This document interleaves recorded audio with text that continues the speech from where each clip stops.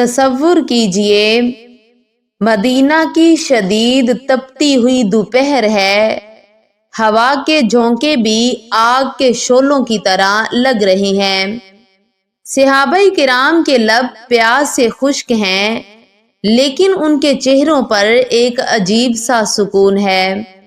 یہ تاریخ کا وہ پہلا رمضان ہے جس نے عرب کے تپتے ریگزاروں میں ایک نئی روح پھونک دی۔ لیکن کیا آپ جانتے ہیں کہ پہلا روزہ آج کی طرح آسان نہیں تھا؟ ایک ایسی گھڑی بھی آئی جب ایک صحابی بھوک اور پیاس کی شدت سے بھرے مجمع میں بے ہوش ہو کر گر پڑے، اور تب آسمان سے وہ حکم نازل ہوا جس نے قیامت تک کے لیے مسلمانوں کو ایک بہت بڑی مشکل سے نکال لیا۔ رمضان صرف ایک مہینہ نہیں، یہ گناہوں کو جلا دینے والی وہ آگ ہے جس سے گزر کر مومن کندن بن جاتا ہے۔ آخر اس کا نام رمضان ہی کیوں رکھا گیا؟ اور کیا آپ جانتے ہیں کہ اس کائنات کا وہ آخری رمضان کیسا ہوگا جس کے بعد پھر کبھی سحری کی برکتیں اور افطار کی رونقیں لوٹ کر نہیں آئیں گی؟ ایک ایسی ہولناک چیخ جو زمین کے ایک کونے سے دوسرے کونے تک لوگوں کے کلیجے چاک کر دے گی۔ ایک ایسا جمعہ جس کی صبح فجر کے بعد سورج نہیں بلکہ قیامت کی دستک سنائی دے گی۔ آئیے آج حقائق کے اس سفر پر چلتے ہیں جہاں تاریخ اور ایمان ایک ساتھ ملتے ہیں۔ ہجرت کا دوسرا سال تھا جب مسلمانوں کو زندگی کے سب سے کڑے امتحان کا حکم ملا۔ قرآن میں اعلان ہوا، تم پر روزے فرض کیے گئے ہیں تاکہ تم پرہیزگار بن جاؤ۔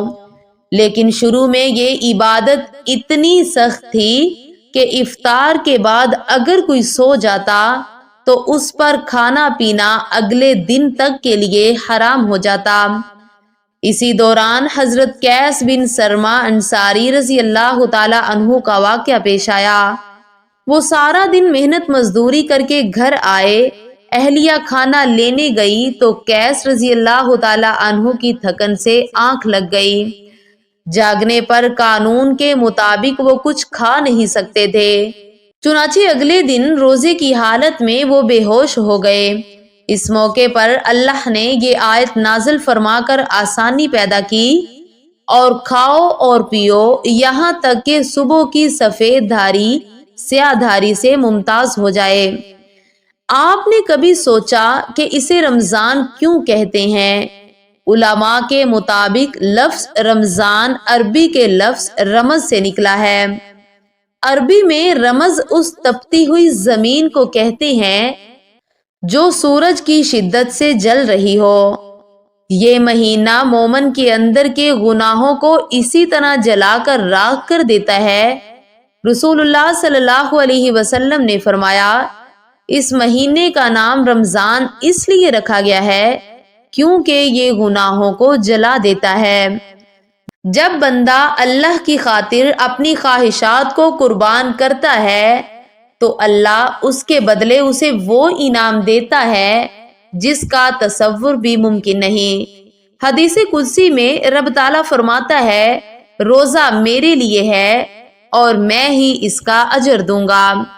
ذرا اس منظر کا تصور کریں، قیامت کی تپش ہوگی، نفسی نفسی کا عالم ہوگا، لیکن پکارا جائے گا، کہاں ہے روزہ رکھنے والے؟ جنت کا ایک خاص دروازہ ہے الریان۔ نبی کریم صلی اللہ علیہ وسلم نے فرمایا، جنت کا ایک دروازہ ہے جسے ریان کہا جاتا ہے، اس سے قیامت کے دن صرف روزہ دار داخل ہوں گے۔ جب وہ داخل ہو جائیں گے تو اسے بند کر دیا جائے گا۔ یہ اعزاز اس شخص کے لیے ہے جس نے دنیا کی عارضی پیاس کو اللہ کی ابدی رضا کے لیے برداشت کیا۔ لیکن جہاں یہ مہینہ رحمت ہے، وہیں قرب قیامت کی ایک بہت بڑی نشانی بھی اس سے جڑی ہے۔ احادیث کے ذخیرے میں ایک ایسی روایت ملتی ہے جو دلوں کو ہلا دیتی ہے۔ ذکر آتا ہے کہ قیامت سے پہلے ایک ایسا رمضان آئے گا جس کے وسط میں جمعہ کی رات ایک ایسی زوردار چیخ یا دھماکہ ہوگا جو مشرق سے مغرب تک سنائی دے گا۔ یہ آواز اتنی شدید ہوگی کہ سونے والے جاگ جائیں گے اور کھڑے لوگ گھٹنوں کے بل گر پڑیں گے۔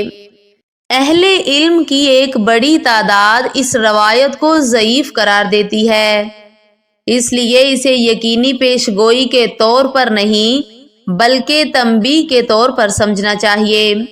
اس سب کے درمیان رمضان ہمیں ایک ایسا تحفہ بھی دیتا ہے جو کسی اور امت کو نہیں ملا، لیلۃ القدر، ایک ایسی رات جس میں جبرائیل علیہ السلام فرشتوں کے لشکر کے ساتھ زمین پر اترتے ہیں۔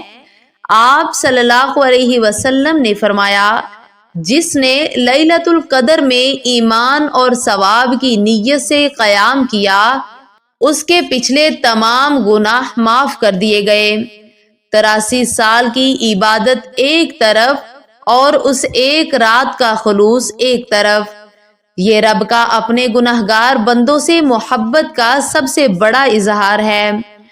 معزز ناظرین، رمضان صرف کیلنڈر کی ایک تاریخ نہیں، یہ خود کو بدلنے کا ایک موقع ہے۔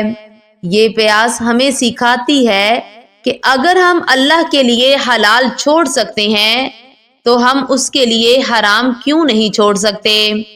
اس سے پہلے کہ ہماری زندگی کا آخری رمضان آ جائے، آئیے اس مہینے کو ویسے گزاریں جیسے اللہ اور اس کے رسول چاہتے ہیں۔ اللہ تعالی ہمیں اس رمضان کو اپنی مغفرت کا ذریعہ بنانے کی توفیق دے، آمین۔